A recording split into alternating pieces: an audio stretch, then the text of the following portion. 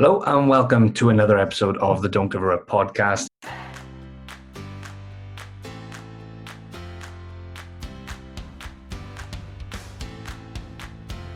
Got pulled over by the police for speeding. Oh my God. Andy, for some reason, decides he wants to flip the car. So he's there flipping this little Fiat. And he went, Fancy. He said, you need to retire. No, I look back on that time in Wales was pretty remarkable period of their life. The All Blacks are expected to win, and not only expected to win, but to do it with panache. By the time I got offered a contract, I'd already signed for France. We found him unconscious in someone else's tent.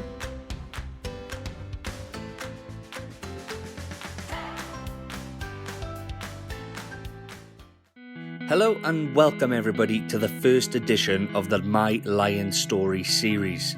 My name's Nathan Parker and the first guest, well, he doesn't really need introducing, but I'll do it anyway. Better known in Australia as the Wizard of Oz, David Campese is one of rugby's true living legends. With over 100 caps to his name and 64 tries under his belt, Campo is seen as one of the greatest ever players to pull on the Wallabies jersey. Having toured the UK throughout the 80s, Campo openly admits that the pressure was far less and far more enjoyable playing outside of Australia. I always seemed to play well out there because there never seemed to be any pressure. Yeah. You know, in Australia here, every time you do a mistake, there's they're in the paper after you. So it was quite good to go away, and obviously the more you win, the easier it is.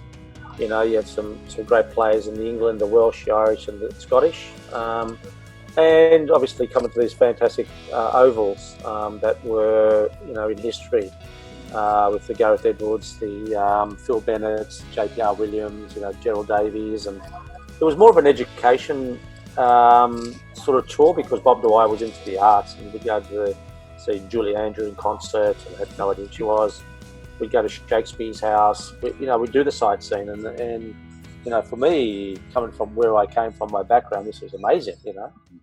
As the 80s come to a close, there was the historic British and Irish Lions tour of Australia. Led by Scotsman Finlay Calder, the Lions dispatched of every side put in front of them prior to the three-match test series. Campese and his teammates, though, were looking for their first test victory over the Lions since 1930.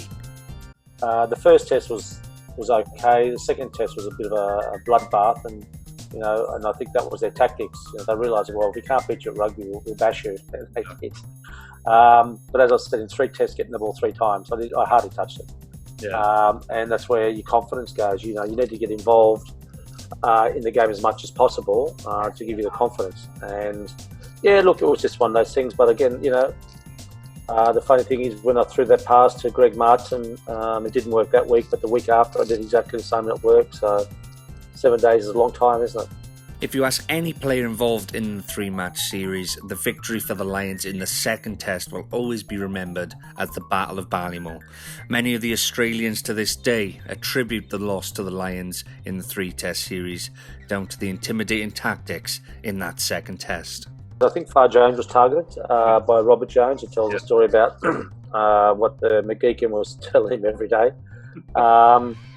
When you had a bunch of forwards, like, yes, some massive forwards, you know, Dooley, two policemen in the back row, you had Teague, you know, you had some real thugs there. But that's rugby.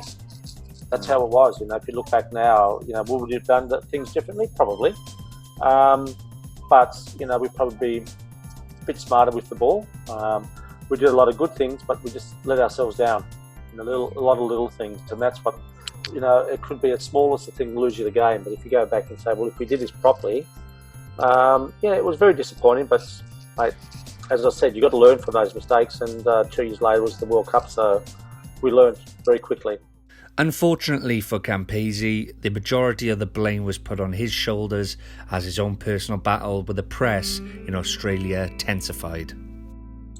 It's, you know, I'm just trying to think if it was 84 or 88, or it could have been 91. I was interviewed at Cardiff Arms Park, actually, and one of the journalists, a lady from Australia, said, so, you know, do you think sometimes that when you play well, you're an Australian, and when you play bad, you're an Italian? I said, yes.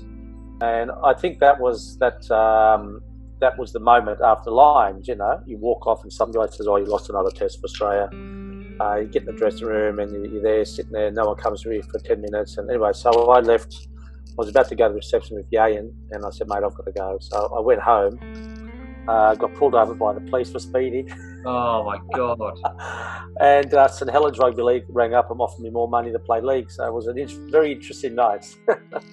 Yeah, look, I was offered to go to league, first couple of years. No, I never did. So I wasn't really interested, because I just love playing rugby and touring the world. Yeah. That was the best thing about it. So and it made the person I am. So. And obviously, I met my wife Lara on tour in South Africa. So, in rugby, you get an opportunity to go anywhere to see, and see certain things and meet nice people. So yeah, so that's why I sort of stuck around and really enjoyed it, and had a lot of really good mates around the world. After the 2-1 defeat to the Lions, Campese played a stellar part in the 1991 World Cup tournament as he led the Wallabies to victory over the English in the final at Twickenham. Despite England's loss to Australia, they still went on to win that year's BBC Sports Personality Team of the Year, presented to them by no other than Mr. David Campese.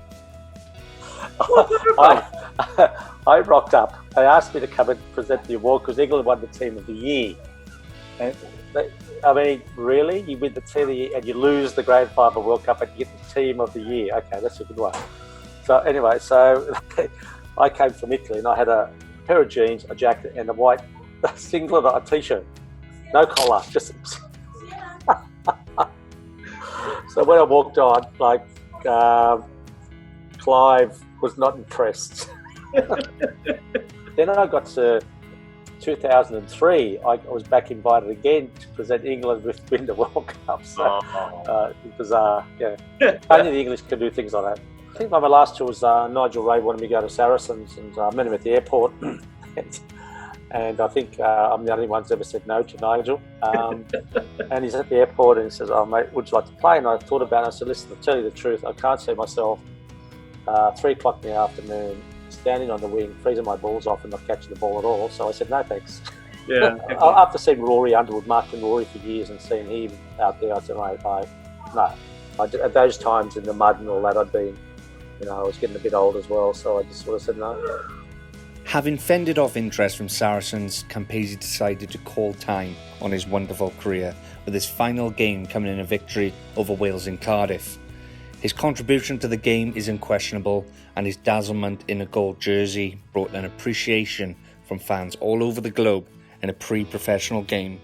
Campese's mistake in the second test in '89 will go down in Lions folklore, and as will the series, which turned great players into Lions legends.